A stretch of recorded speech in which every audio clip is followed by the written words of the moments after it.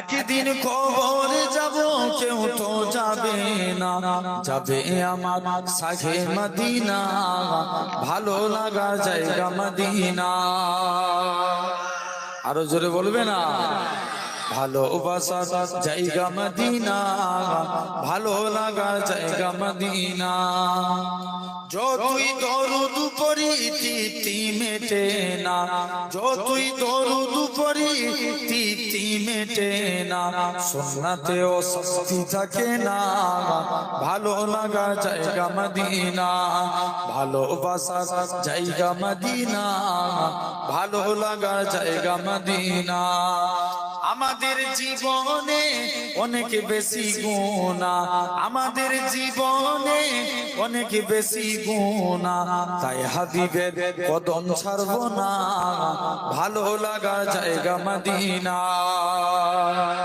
ভালোবাসার জায়গা মদিনা, ভালো লাগার জায়গা মদিনা। আল্লাহুম্মা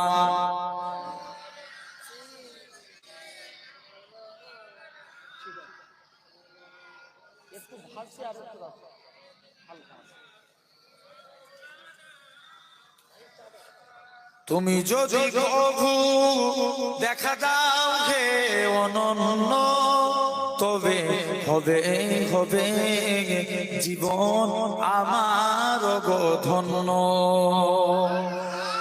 আরো জোরে বলো না? নবীকে দেখলে আমাদের জীবন ধন্য না ধন্য নয়?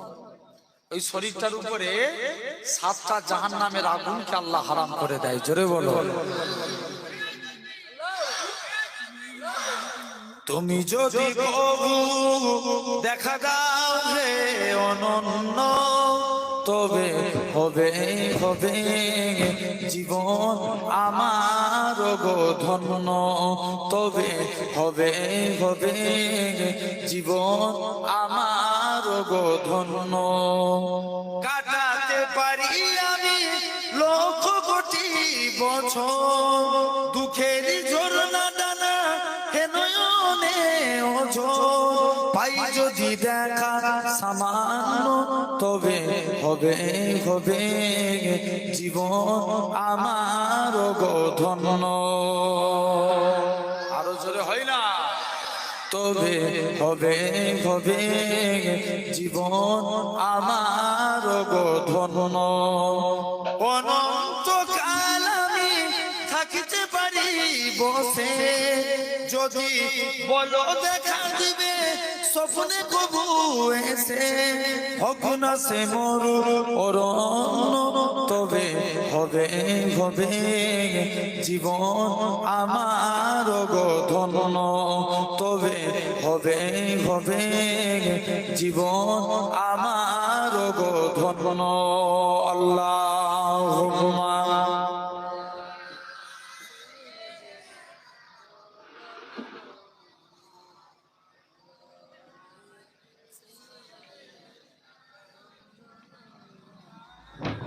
একটু গলে মাঝে কে করেন লা ইলাহা ইল্লাল্লাহ। একটু চলে এসো না ভাই, মৌলী সাহেব পাড়া লোক এসো।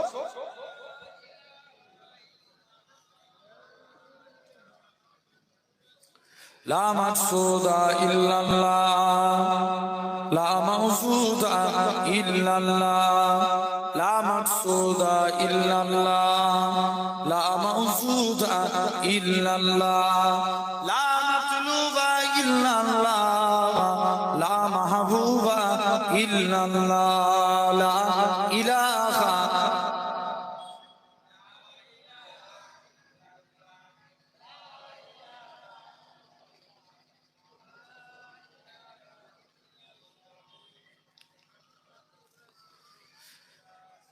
জমিনের মালিক যে আল্লাহ, আসমানের মালিক সে আল্লাহ, জমিনের মালিক যে আল্লাহ, আসমানের মালিক সে আল্লাহ।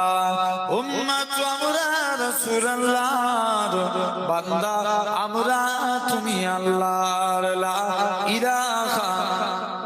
জোরে জোরে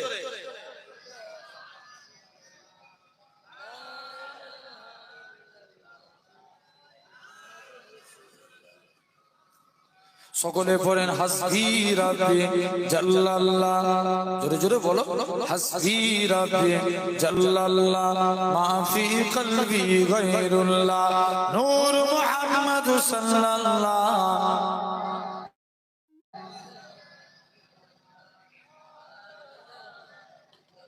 লা ইলাহা ইল্লাল্লাহ,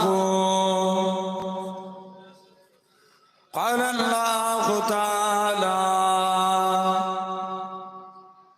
في كلام المجيد والفرقان الحميد، وللذين كفروا بربهم عذاب جهنم وبئس المصير. وقال الله تعالى في كلام المجيد والفرقان الحميد، وما محمد إلا رسول قد خلق من قبله رسول. وقال رسول الله صلى الله عليه وسلم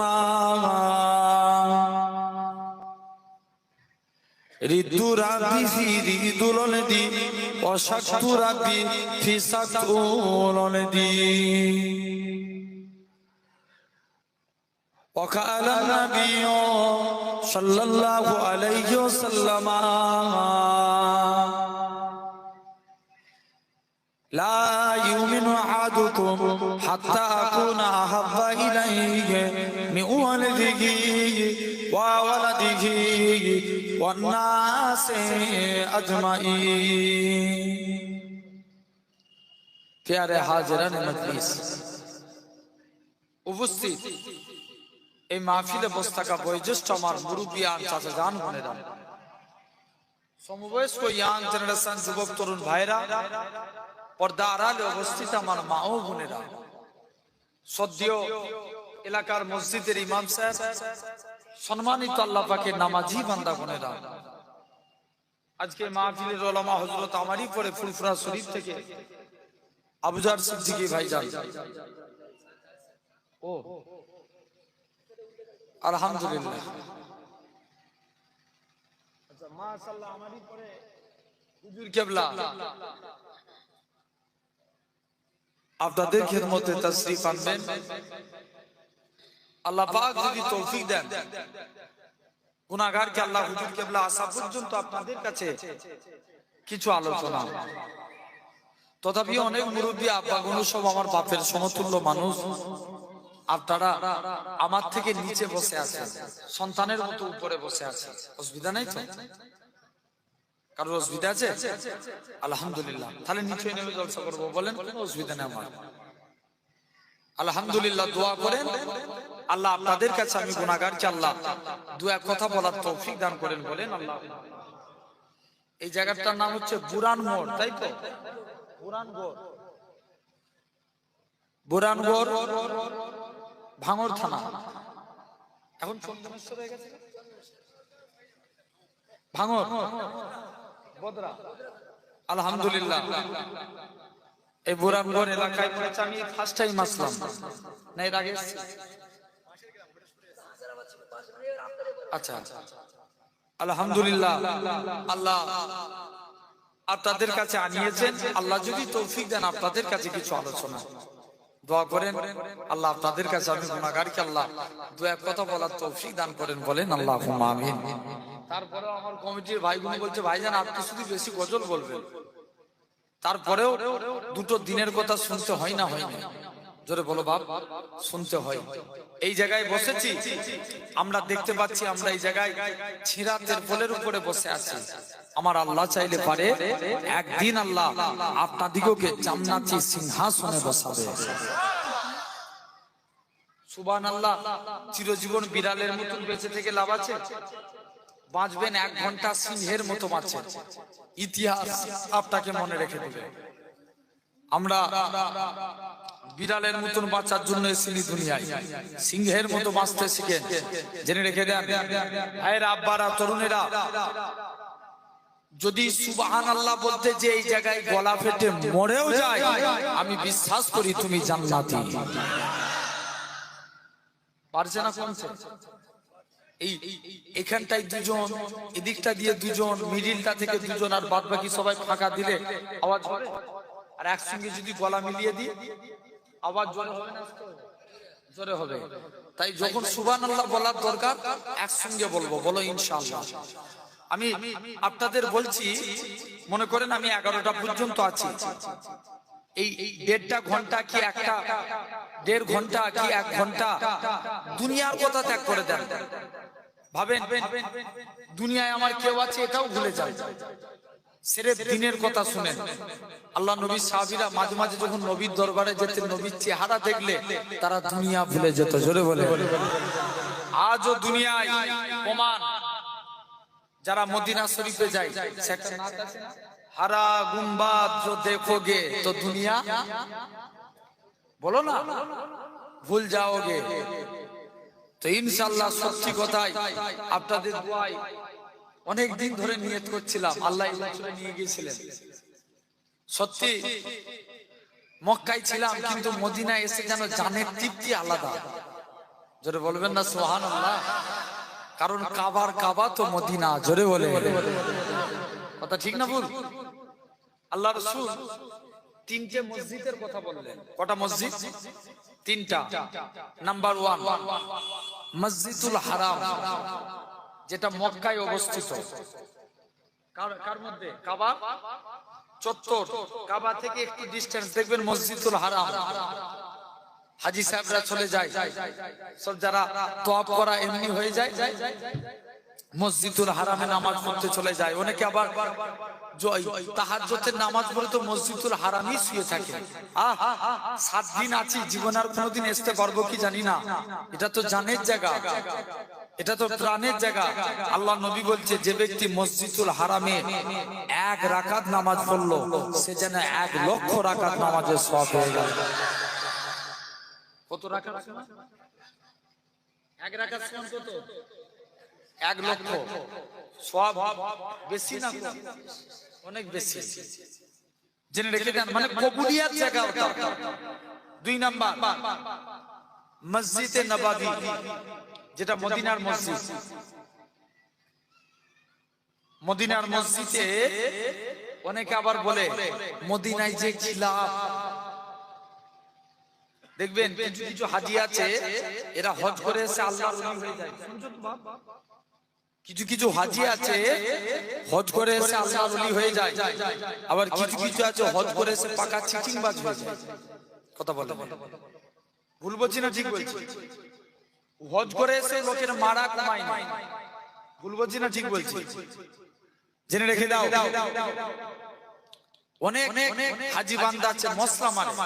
আমিও মক্কায় 7 দিন ছিলাম, মদিনায় 9 দিন। যে দেখি মদিনার তুলনায় মক্কায় ভিড় বেশি, কারণ মক্কায় তো অনেক মানুষ যায়, ওয়াহাবি যায়, লামাজাবি যায়, কিন্তু মদিনায় তারাই যায় যারা মুস্তাফার গোলাম। জোরে বলে। কথা ঠিক না ভুল? অনেক হাজি আছে, খবর নিয়ে দেখেন আপনারা হজ করতে। আল্লাহ, আমি দোয়া করি আল্লাহ সবাইকে যেন আল্লাহ তার মেহমান বানান। বলেন আল্লাহুম্মা আমিন। এই আশা আছে না? নাই? প্রত্যেকের আছে। যাবেন, যুবকী হালতে যাবেন। মুসলমান ঘরে ছেলে মেয়েরা, বাবা তরুণেরা, হে বামনের মানুষেরা, তবে হজ পাকে যান। তুমি কেটিএম বাইক কিনবে, 1 লক্ষ টাকার বেশি খরচা। ওই টাকা দিয়ে কেটিএম বাইক না কিনে জীবনে একবার শখের জায়গা কাবা শরীফে ঘুরে চলে আসো।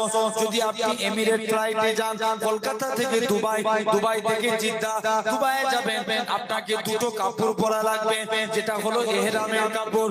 আজ থেকে 2000 বছর আগে ইব্রাহিম নবী ওই ইহরামের কাপড়টাকে আমার আল্লাহ কবুল করেছিল বলে উম্মতে মুহাম্মাদের জন্য, तमाम পৃথিবীর মানুষের জন্য আমার আল্লাহ সরই বিধান করে দিয়েছে। এই নওজোয়ান যুবকেরা, 2 রাখা সিলাবি এরকম ভাবে দুইটা সিলাবি কাপড় যেটাকে বলা হয় ইহরামের কাপড়, ইহরামের কাপড় পরিধান করে হযরতে 2 রাকাত নামাজ পড়ে বান্দাখানা দুবাই থেকে এয়ারপোর্টে, দুবাই এয়ারপোর্ট থেকে জিদ্দায় নেমে যায়, বাসে করে কাবার দিকে চলে যায়। বান্দা তালবিয়া পড়তে লাগে, লাব্বাইক আল্লাহুম্মা লাব্বাইক লাব্বাইক লা শারীকা লাক লাব্বাইক ইন্নাল হামদা ওয়ান নি'মাতা লাকাল মুলক লা শারীকা লাক লাব্বাইক। আল্লাহর কাবা ঘর চলে যায়, 79 নম্বর গেট থেকে হারাম শরীফ অতিক্রম করে আল্লাহর কাবাকে দেখতে পাওয়া যায়। বান্দা ঝরঝর করে কাঁদে, আল্লাহ আমার শখের কাবা, আমার জানের কাবা, আমার প্রাণের কাবা, জীবনে আর জানি না কোনদিন আর দেখতে পাবো কি জানি না। আল্লাহ কাবার সামনে দাঁড়িয়ে আছি, জওয়ান যুবকেরা, পাগলের মানুষেরা, আমার রাসূলুল্লাহ জানিয়ে দেয় বান্দা যখন কাবাকে দেখে প্রথমবার আল্লাহর কাছে যা যা হাত তুলে দোয়া চায়, আমার আল্লাহ পাক হাজীদের হাতে দোয়া কবুল করে না। শুধু তাই নয়, আল্লাহ নবী জানিয়েছেন কাবা ঘরকে দেখতে পেয়ে যায় বান্দা খানা কাবাকে তওয়াফ করে এরকম ভাবে ইহরামের কাপড়টা ডান বগলটা খোলা রেখে বাম দিকের কাঁধে ফেলে দেয়, ইহরামের কাপড় পরে বান্দা খানা হাজার আসওয়াদের কোণ থেকে প্রথম 3 বার বাহাদুরের ন্যায় রুমাল করবে, অর্থাৎ জোরে জোরে বাহাদুরের ন্যায় দৌড়াবে, তারপরে 4 বার আস্তে আস্তে দৌড়াবে ডান দিকে, তবে কাবার দিকে তাকানো যাবে না। তওয়াফ করার সময় কাবা শরীফের দিকে তাকানো মাকরুহ। হে নওজোয়ান যুবকেরা, বলো তো দেখি দুনিয়ার জমিনে কাবা শরীফের ছেলে মেয়ে একসঙ্গে তওয়াফ করে কিন্তু অন্যায় হয় না। আল্লাহ নবী আগেকার যুগে মসজিদে একসঙ্গে ছেলে মেয়ে জামাত হতো। হযরতে ওমর বলে, ইয়া রাসূলুল্লাহ হাবিবাল্লাহ, মসজিদ থেকে মেয়েদেরকে আলাদা করে দেন, নাহলে আগামী দিনগুলোতে মসজিদে জিনার কাজ চালু হয়ে যাবে।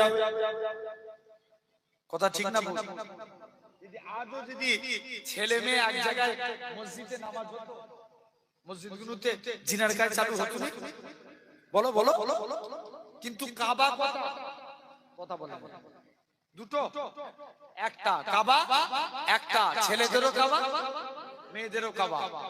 তাই চোখ নিচুর দিকে করে তওয়াফ করতে হয়। হযরত ওমর এটাকে সর্বপ্রথম ফারাক করলেন, নবী ওমরকে ফারুক উপাধি দান করলেন। প্রমাণ নিয়ে দেখেন, একটু एग्जांपल দিচ্ছি। এই বোরানগড়ে জলসা হচ্ছে, দেখবেন খাবার কথা বলবে তোরে ভাই, মেয়ে ছেলে বেরোচ্ছে না বেরোচ্ছে না কথা বলে বেরিয়েছে না? মেয়েগুলো রাস্তায় বেরিয়েছে, বলুন এই রাস্তায় মহিলারা বেরোয়, আপনি লক্ষ্য করে দেখেন যেখানে মেয়েদের ভিড় সেখানে যুবকদের ভিড়। ভুল বলছি না ঠিক বলছি? অনেক ছেলে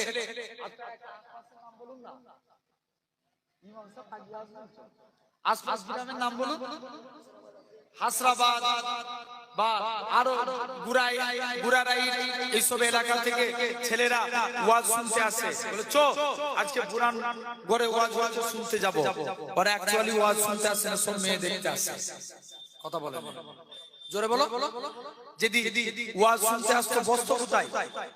এই জায়গায়। আচ্ছা বলো তো, এই ভাইগুলো রাস্তায় দাঁড়িয়ে আছে, আমি ক্ষণিকের জন্য তর্কের খাতিরে মেনে নিলাম ওরা ওয়াজ শুনছে, ওখানটায় বসে বসে ওয়াজ শুনলে মুখ দিয়ে সুবহানাল্লাহ বেরোবে, আলহামদুলিল্লাহ বেরোবে, দরুদ শরীফ বেরোবে। তাহলে ডিসটেন্স যত কাছে থাকবো তত মুহাব্বত বাড়বে। জোরে বলে। সাহাবারা নবীর কাছে ছিলেন না দূরে ছিলেন? জোরে বলো। আলে সুফা নবীর কাছে, নবীর ঘরের মধ্যেই ছিলেন, তারা কিন্তু দূরে থাকেন না। উচিত আপনাদের এই মজলিসে এসে বসা, দূর থেকে ওয়াজ শুনে এক মন্ত্র পালিয়ে যাব, এটার নাম ওয়াজ শোনা নয়। কাছে এসে বসো, আল্লাহ খুশি হবে। জেনে রাখো, এখন ভাই মিরাজের কথা সর্বপ্রথম এক বাক্যে বিশ্বাস করেছিল কে? আবু বকর। আল্লাহ নবী কি উপাধি দিয়েছিলেন? সিদ্দিক। সিদ্দিক উপাধি দিয়েছিলেন। ওমরকে এই ফারাক করেছিলেন ছেলে মেয়ে, ওমরকে ফারুক উপাধি দিয়েছিলেন। মুসলমান ঘরের ছেলে মেয়েরা, পানা তরুণেরা, এ নবীর প্রেমিকেরা, এরা খুব ভাবে কাবাকে তওয়াফ করে নিয়ে হাজরে আসওয়াদের কাছে চলে যায়। কেননা আগে হাজরে আসওয়াদ ছিল সাদা, এখন হয়ে গেছে কালো। হযরতে আব্দুল্লাহ ইবনে মাসউদ বলে, এ হাজরে আসওয়াদ রে, তুমি এখন কালো হয়ে গেছো, তোমার কোনো ইজ্জত থাকতো না। আমার রাসূলুল্লাহ তোমাকে চুমু খেয়েছে বলে দুনিয়ার মানুষ তোমাকে চুমু খাওয়ার জন্য পাগল হয়ে যায়। এ নওজোয়ান যুবকেরা, আল্লাহ নবী জানিয়েছে এরা খুব ভাবে হাজরে আসওয়াদে চুমা দিয়ে বুসা দিয়ে আল্লাহ বান্দারা যখন এরা খুব ভাবে মাকামে ইব্রাহিমকে লক্ষ্য করে 2 রাকাত নামাজ পড়ে, জমজমের পানিকে সাফা মারওয়া সাই করে, একবার সাফা থেকে মারওয়ায় যায়, মারওয়া থেকে সাফা যায়। এরা খুব ভাবে সাফা তওয়াফ করে, মাথা চুল নেড়া হয়ে যায়। হাজিরা অনেক হাজি বলে এই 4টে কাজ, 1 নাম্বার ইহরাম করা, 2 নাম্বার তওয়াফ করা, 3 নাম্বার সাই করা, 4 নাম্বার মাথা চুল ফেলে দেয়া। এই 4টে কাজ তো উমরার কাজ। কেন আমরা মদিনায় যাব? কত বড় কপাল ফাটা দেখেন, এই কাবা শরীফ হতো না আমার রাসূলুল্লাহ যদি না হতো, ইব্রাহিম নবীও হতো না আমার রাসূলুল্লাহ যদি না হতো, ইসমাইল নবীও হতো না আমার রাসূলুল্লাহ যদি না হতো। এ নওজোয়ান যুবকেরা, আল্লাহ পাক যে নবীর খাতিরে কাবাকে শরীফ করেছে, কেননা নবী আমার মসজিদে কিবলাতাইন, আমি একটা ফেসবুকে পোস্ট করেছিলাম, মসজিদে কিবলাতাইন যেটা দুটো নবী দুদিকে মুখ করে নামাজ পড়েছিলেন। আমাদের পূর্বের কাবা ছিল এরকম মসজিদুল আকসা, নবী আমার মসজিদুল আকসা জেরুজালেমের দিকে মুখ করে নামাজ পড়ে। নবী আমার নামাজ পড়তে পড়তে মনে মনে বলে, আল্লাহ পাক তুমি যদি কাবাকে কিবলা করে দাও, আমি নবী আমার অন্তরখানা পড়ে যায়, আল্লাহ তুমি কাবাকে কিবলা করে দাও। এই নওজোয়ান যুবকেরা, আমার আল্লাহ জানিয়ে দেন, এ আমার হাবিব রে, তুমি আল্লাহ, তুমি আমি আল্লাহ, আমার কাছে চাইছো, আমি আল্লাহ কি পারি না। হাবিব তুমি সিজদা থেকে মাথা ঘুরিয়ে নাও, আজকে দিনেতে আমি আল্লাহ পাক তোমার খাতিরে আমি আল্লাহ কাবাকে কিবলা করে দিলাম। এ নওজোয়ান যুবকেরা, এ বাংলার মানুষেরা, আমার রাসূলুল্লাহ জানিয়েছেন যারা মদিনায় এলো, মদিনার মসজিদে নববীতে এসে 1 রাকাত নামাজ পড়লো, আমি রাসূলুল্লাহ জানিয়ে দিলাম তারা যেন 50,000 রাকাত নামাজের সওয়াব পেল। যারা মদিনায় এসে 40 ওয়াক্ত নামাজ পড়লো, এরা খুব পাবে, সে যেন কাল কিয়ামতের ময়দানে আমি নবী আমার সঙ্গে আল্লাহ জান্নাতে থাকলো। যারা মদিনায় এসে আমি নবী আমাকে সে সালাম দিল, আমি রাসূলুল্লাহ মদিনা শরীফ থেকে তাদের সালামে জবাব দিতে থাকি।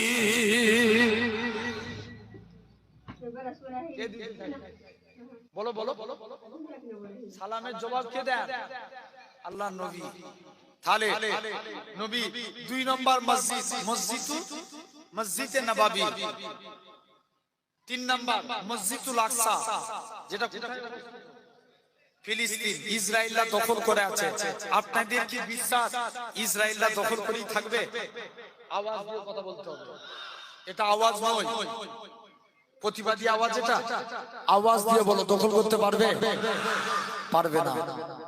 মসজিদ কার ঘর? জোরে বলো। আল্লাহর ঘর। তোমার ঘরে যদি কেউ একটা ইট ভেঙে দেয়, তোমার রাগ হবে না? হবে না? আর মসজিদকে কেউ যদি জোর জবরদস্তি দখল করে নেয়, মসজিদ ভেঙে দেয়, আল্লাহ ছাড় দেন, ছেড়ে দেন না, যেদিন ধরবেন সেদিন ছাড়বেন না। জোরে বলে। কথা ঠিক না ভুল? ইনশাআল্লাহ। লক্ষ্য করে দেখো, ইরান যে হারে লেগেছে, আপনার হিজবুল্লাহ কমিটি যে হারে লেগেছে, আমার তো বিশ্বাস, আমি মনে করি আগামী দিনের মসজিদুল আকসা মুসলমানদের মসজিদ। জোরে বলে। কথা ঠিক না ভুল? এতে কারো সন্দেহ আছে নাকি? ইনশাআল্লাহ আমাদের ছিল, আমাদের আছে, আমাদের থাকবে। বলো ইনশাআল্লাহ। জেনে রেখে দেন ভাই। তাহলে এই ফিলিস্তিনের মানুষ বলে দুনিয়ার মানুষ, তোমরা কে কেমন নামাজ পড়েছো জানি না, তবে আজকের দিনে আমি জানিয়ে দিলাম তোমরা কে কেমন নামাজ পড়েছো আমি জানি না, তবে আমি আজকের দিনে তোমরা দিনে 5 ওয়াক্ত নামাজ পড়ো, ফজর, জোহর, আসর, মাগরিব, ইশা, আর আমাদের দিনে 6 ওয়াক্ত নামাজ পড়া লাগে, যেটা জানাজার নামাজ। তাদের ঈমান দেখে, এক লোকের 11টা সন্তান মারা গেছে। কটা বলো? 11টা। পরের দিন বাপ লোককে মিষ্টি বিলি করছে, সাংবাদিকরা জিজ্ঞেস করছে, এই তোমার 11টা আর তুমি মিষ্টি বিলি করছে কেন? বাপ তখন জবাব দিচ্ছে, শুনো, আমার 11টা ছেলে মারা গেছে তো কি হয়েছে, কিয়ামতের দিন আল্লাহকে জবাব দেব, আল্লাহ আমার আমল কিছুই নাই, আমি খুশি, আমি 11টা শহীদের আব্বা। কটা? 11টা। তাহলে ভাবো সোনার ভাইরা, আব্বারা, তরুণেরা, তাহলে আমরা আল্লাহর দিকে ফিরবো, বলো ইনশাআল্লাহ। জোর করে বলো না, মনোযোগ দিয়ে শুনবো। ভাই আমরা আল্লাহর হতে চাই, কারা কারা চায় একবার হাত তুলে দেখাও তো দেখি, তাকবীর মারো সবাই, একজন দাও।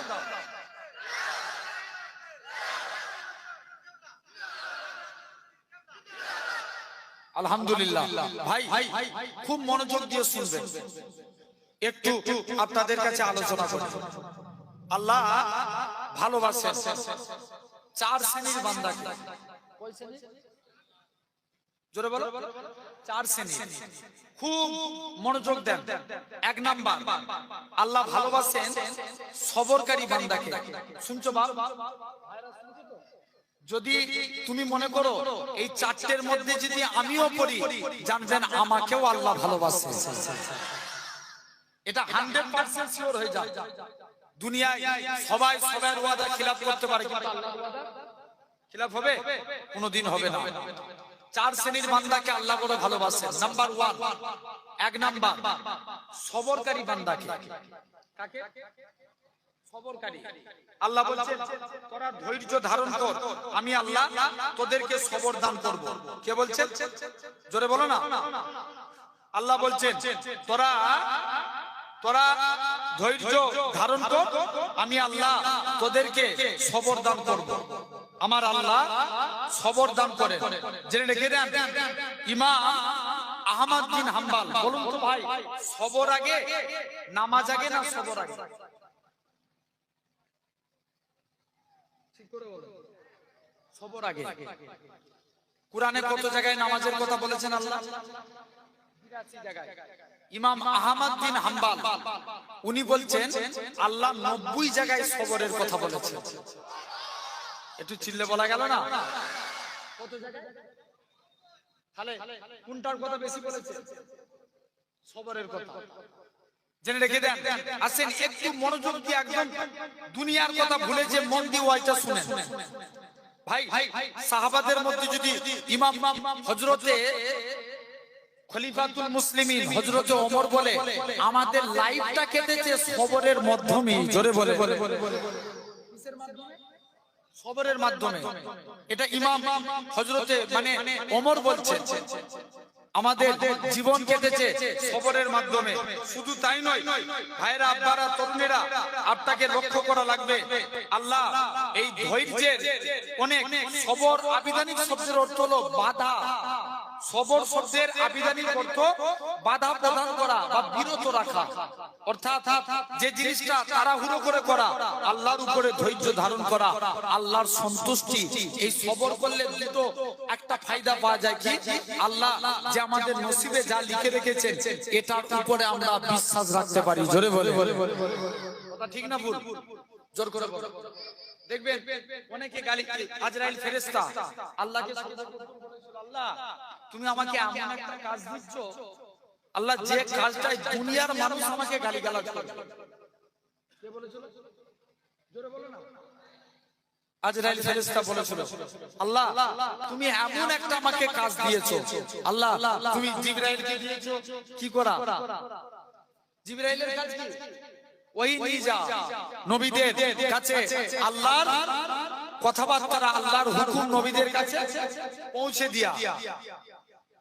এরকম মিকাইলের একটা কাজ আছে,